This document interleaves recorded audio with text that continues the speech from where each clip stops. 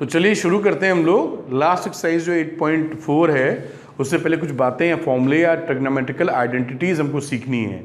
तो वो trigonometrical identities किसे बोलते हैं और क्या फॉर्मूले हमारे साथ रहेंगे, इसको पहले समझ लेते हैं।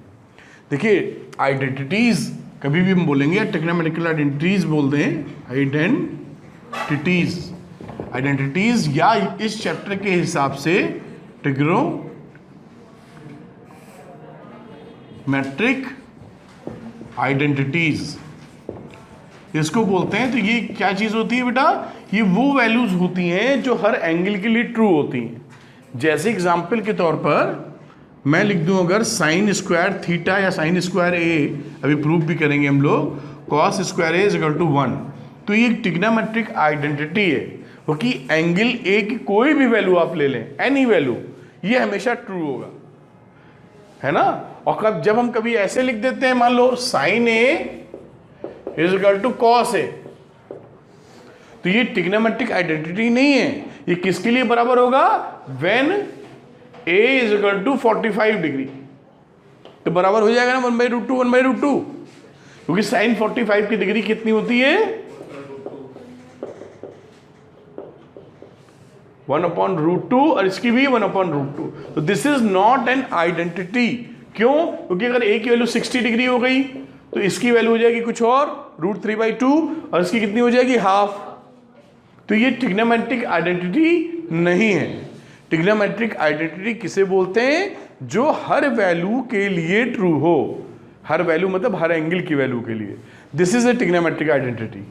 बात समझ में आती है क्या? ठीक है, अब बात करेंगे कुछ आइडेंटिटीज को फाइंड करेंगे अपने सिलेबस के हिसाब से। तो एक राइट एंगल ट्रायंगल एज्यूम करते हैं हम लोग। मान लीजिए एक राइट एंगल ट्रायंगल ले लिया और उसका नाम दे दीजिए ABC, चलेगा? ये राइट एंगल है 90 डिग्री। अब हमें पाइथागोरस से पता है बेटा कि जो AC स्क्वायर होता है वो बराबर होता है AB square plus BC square से। ये कहां से पता है? पाइथागोरस साहब से पता है। ठीक है, अब हम लोग क्या करेंगे, इस आइडेंटिटी को अगर हम लोग एक पाइथागोरस लगाइए, इसको हम लोग टोटल अगर AC स्क्वायर से डिवाइड करते हैं तो क्या चीज मिलेगी? देखिए, हम क्या कर रहे हैं, डिवाइडिंग इक्वेशन 1, ये 1 कह दो, बाई AC स्क्वायर। हमने AC स्क्वायर से डिवाइड कर दी पूरी इक्वेशन को, तो यहां पर क्या आ गया? AC square upon AC square is equal to AB square upon AC square plus BC square upon AC square. ये AC square upon AC square 1 हो गया, दोनों बराबर है। और ये हो गया AB अपॉन AC का square plus BC upon AC का स्क्वायर। अब हमको ये मालूम है, हम लोगों ने एक मंत्र याद कर रखा है, पंडित बद्री प्रसाद हरि हरि बोल। यानी इस एंगल में अगर साइन A लेना हो तो वो होगा perpendicular BC upon hypotenuse, this is AC। तो साइन A की वैल्यू क्या होगी? Perpendicular BC upon AC। यहां चाहो तो लिख भी लो, ये देखो यही तो आ गई ना। तो ये हो गया 1 is equal to BC upon AC क्या है? Sine A। तो यहां पर लिख दो साइन A का होल स्क्वायर। अब ये AB upon hypo, base upon hypo किसकी पहचान है? कॉस की। तो ये बन गया कॉस A का होल स्क्वायर। अब इस होल स्क्वायर को सिंपली हम लोग कैसे लिख लेते हैं? सिंपल करके sine square A plus cos square A is equal to 1। ये आपकी ट्रिग्नोमेट्रिकल आइडेंटिटी है, हर वैल्यू के लिए ट्रू है, A की कोई भी वैल्यू। ये पहली इक्वेशन निकल आई, पहला फॉर्मूला निकल आया जो आपको याद रखना होगा, बहुत ही प्रचलित फेमस फॉर्मूला। ठीक है, अब इसी इक्वेशन को ना एक बार तो अपने हाइपोटेन्यूज से डिवाइड किया था। अब सपोज करिए आप इसको परपेंडिकुलर से डिवाइड कर दें, फिर एक बार बेस से डिवाइड कर देंगे, तो तरह तरह के 3 फॉर्मूले बन जाएंगे। जैसे अब इस इक्वेशन नंबर 1 को we are dividing by BC square, dividing equation number 1 by BC square. तो अगर BC स्क्वायर से करो तो क्या आ जाएगा, AC square upon BC square is equal to AB square upon BC square plus BC square upon, अब पहचानो AC upon BC। AC upon BC क्या होता है, हाइपो परपेंडिकुलर बेस, ऐसे लिख लो। H अपॉन P क्या होगा, साइन का उल्टा, H upon P cosec A। Agreed. तो यहां पर वैल्यू लिखोगे कॉसेक स्क्वायर A, स्क्वायर तो था ही।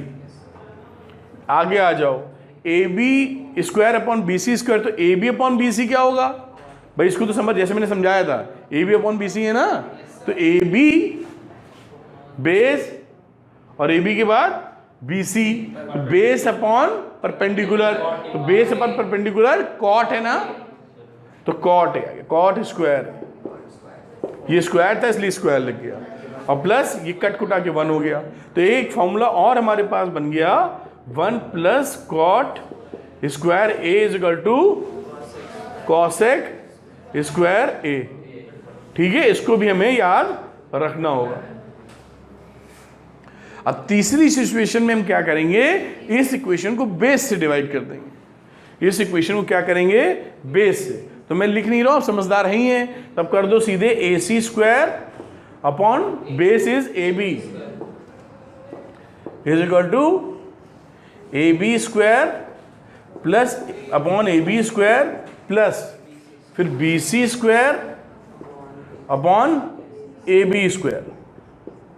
AC अपॉन AB क्या होता है, AC is hypo and AB is base, H upon B, तो H अपॉन B कॉस का उल्टा है सेक स्क्वायर, तो ये हो गया sec square A is equal to AB upon AB 1 होता है, BC अपॉन AB, तो BC is perpendicular, AB is base, तो perpendicular upon base which is 10, तो 10 स्क्वायर A। तो एक फॉर्मूला और हाथ लग गया, 1 plus 10 square A is equal to sec square A।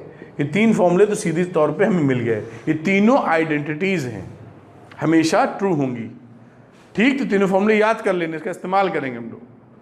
ठीक है, एक चौथा फॉर्मूला और देख लेते हैं, वो भी बहुत आसान। जैसे कि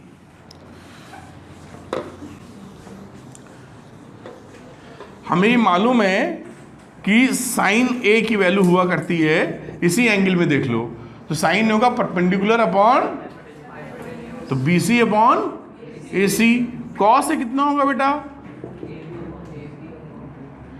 AB अपॉन AC। अब इन पहली और दूसरी इक्वेशन को आपस में डिवाइड कर दो, sine A upon cos A, तो ये वैल्यू क्या बन जाएगी, BC upon AC upon AB upon AC, AC cut गया, तो वैल्यू आ गई BC अपॉन AB। अब ये BC क्या है, BC इज परपेंडिकुलर और AB इज बेस, तो परपेंडिकुलर अपॉन बेस क्या होता है, 10A। तो एक और फॉर्मूला मिल गया, 10A is equal to sine A upon cos A। तो ये 4 फॉर्मूले कोर्स के अनुसार हमारे कोर्स में हैं, जो हमको अच्छे से आने चाहिए। समझ में आई बात? तो ये डेरिवेशन, ये लॉजिक हो गया, फॉर्मूले कहाँ से डेराइव होके आते हैं।